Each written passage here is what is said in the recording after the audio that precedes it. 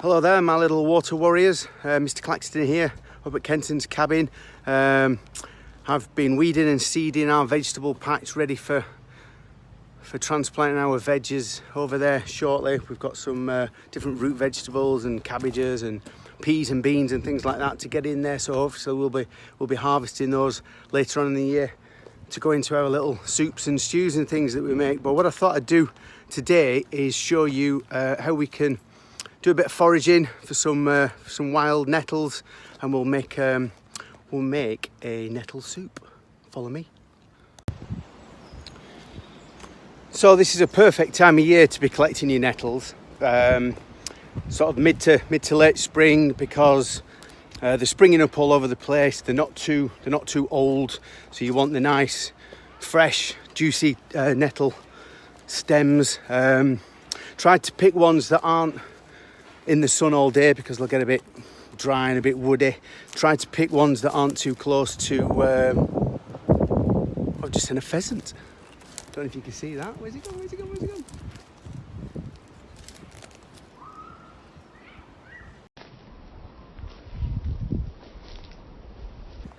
Cool. I'll cook him later. What was I saying? So yeah, try not to pick the nettles that are too close to like the roadside or paths, anywhere where dogs might go and say hello and leave a little calling card, if you know what I mean. So where I am now, we've got a great little spot, plenty of nettles around. So I'm just gonna put my glove on so I don't sting my delicate fingers, and I'm gonna pick some nettles.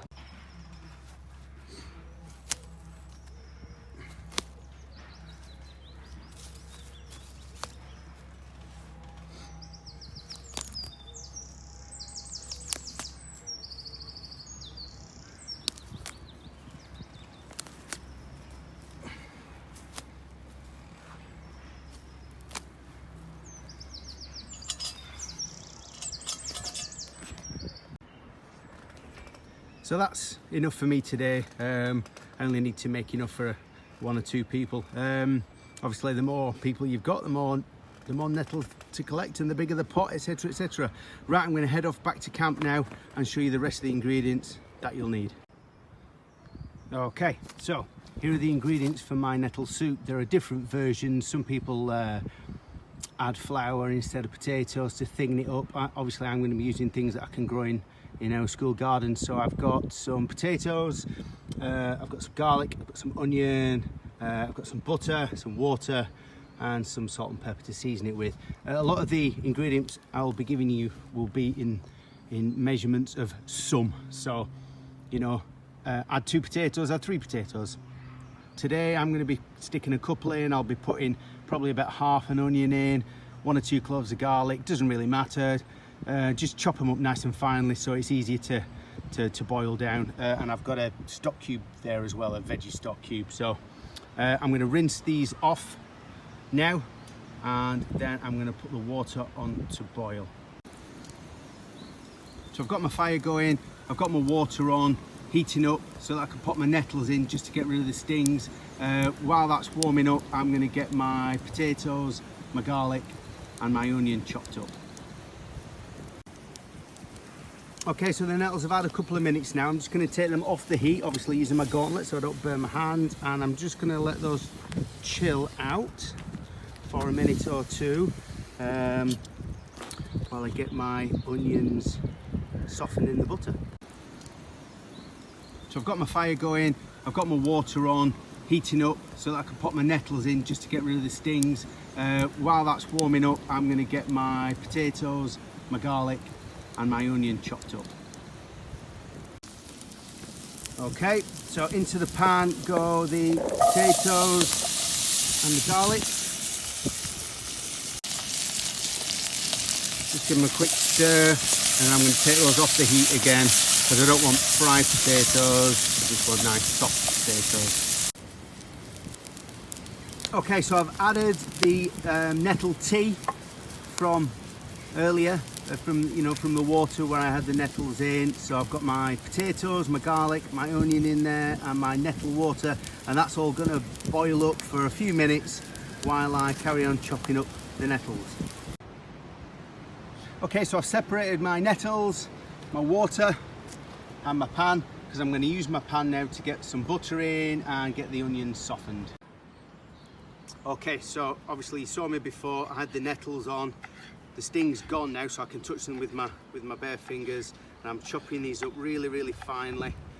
Obviously, if you're at home, you can use a blender, but I haven't got a blender, so I'm going to use my knife, and I'm going to chop these up really, really finely. I took my onions off the heat.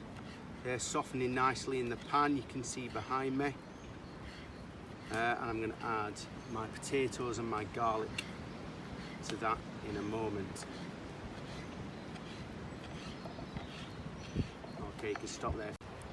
Okay, so I've got my nettle water in there with my onions, potatoes and garlic. I'm going to add the nettles now. As you can see, I've let the fire calm right down, and I'm just going to let that simmer in there for about 10 minutes. I'll just put the pot on. I'm going to put the lid on now, and I'm going to come back in about 10 minutes. Okay, so this has been cooking for around about 10 minutes. If you have a look, it's coming along nicely there. What we want to do is cook it until the potatoes are nice and soft. So I'm just going to leave the lid off now, and I'm just going to help to squash those potatoes in and just cook that liquid down a little bit more.